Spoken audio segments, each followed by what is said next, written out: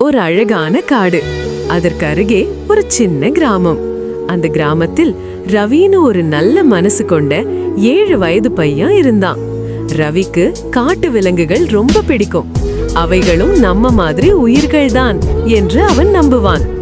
ஒரு நாள் காட்டிலிருந்து ஒரு சின்ன யானை வலியோட கிராமத்துக்கு பக்கமா வந்தது. அதன் காலில் ஒரு கயிறு கெட்டியா சிக்கி இருந்தது. வலியால யானை அழுதது. மக்கள் பயந்தார்கள். யானை ஆபத்து என்று ஓடினார்கள். ஆனா ரவி ஓடல.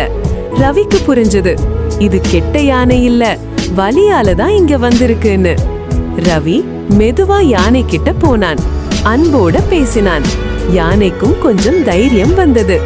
பெரியவர்கள் எல்லாரும் சேர்ந்து யானையின் காலில் இருந்த கயிற்றை மெதுவா கழற்றினார்கள். யானைக்கு வலி குறைந்தது. அது சந்தோஷமா ரவியை துடிக்கையால தொட்டது. அப்புறம் அந்த சின்ன யானை மீண்டும் தன் காட்டுக்குள்ளே போயிட்டது.